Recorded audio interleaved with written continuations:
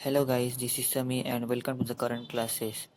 Guys, आज की video में हम देखेंगे थ्री फेस इंडक्शन मोटर का कंस्ट्रक्शन एंड वर्किंग। वीडियो को शुरू करने से पहले इस वीडियो को लाइक, शेयर और चैनल को सब्सक्राइब करें। तो चलिए वीडियो को स्टार्ट करते हैं। ये है थ्री फेस इंडक्शन मोटर का डायग्राम और ये है रियल इंडक्शन मोटर का इमेज। इंडक्शन मोटर में कई सारे पार्ट्स होते हैं जैसे स्टेटर, रोटर, शाफ्ट। तो चलिए देखते हैं इन सब पार्ट्स का फंक्शन। फर्स्ट है stator frame. Stator frame cast iron से बना हुआ रहता है और इसका फंक्शन है to support the inner parts of machine. यानी जो स्टेटर फ्रेम है ये आउटर बॉडी रहती है मोटर की, इसके अंदर सब मोटर के पार्ट्स रहते हैं जैसे स्टेटर स्लॉट, रोटर, शाफ्ट, ये सब फ्रेम के अंदर रहते हैं।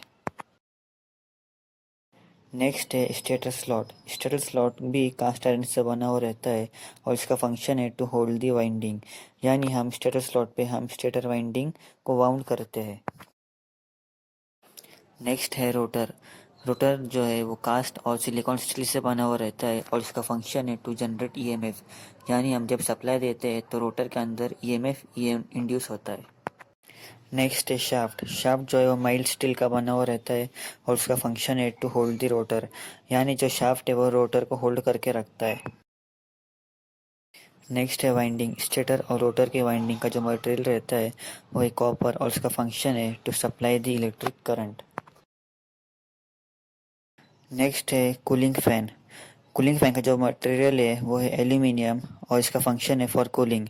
जब मोटर ज़्यादा देर तक रन होती है तो उसकी वजह से मोटर गर्म हो जाती है, इसके लिए कूलिंग फैन रहता है, वो मोटर को कूल करता है। चलिए देखते हैं थ्री फेस इंडक्शन मोटर का principle of operation.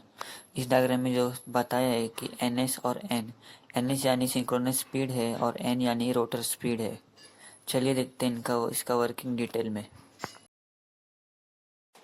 When three-phase supply is given to the stator, the current start flowing through the stator winding. Due to this current, flux produces in the stator. जब हम three phase supply देते हैं stator को तो stator winding में current flow होना start होता है जिसकी वजह से वहाँ पर फ्लक्स प्रोड्यूस होता है। The magnetic field it produces between stator and rotor air gap. This magnetic field is rotating magnetic field. जो मैग्नेटिक फील्ड प्रोड्यूस होती है स्टेटर और रोटर के एयर गैप में वो रोटेटिंग मैग्नेटिक फील्ड रहती है। This field is cut by rotor conductor and EMF get induce into it and current start flowing through the rotor conductor and rotor torque get produce. ये जो RMF produce हुआ है इसे rotor conductor cut करेगा जिसकी वजह से वहाँ पर ईएमएफ इंड्यूस होगा और करंट फ्लो होना स्टार्ट होगा रोटर कंडक्टर में जिसकी वजह से रोटर पर एक टॉर्क प्रोड्यूस होगा which rotate the rotor in same direction as the RMF direction। इस टॉर्क की वजह से जो रोटर है वो रोटेट होना स्टार्ट होगा और इसकी डायरेक्शन जो है वो आरएमएफ की जो डायरेक्शन रहेंगी उस डायरेक्शन के हिसाब से रोटर रोटेट होना स्टार्ट होगा। अगर आपको वीडियो इन्फॉर्मेटिव लगा हो तो वीडियो को लाइक, शेयर और चैनल को सब्सक्राइब करें।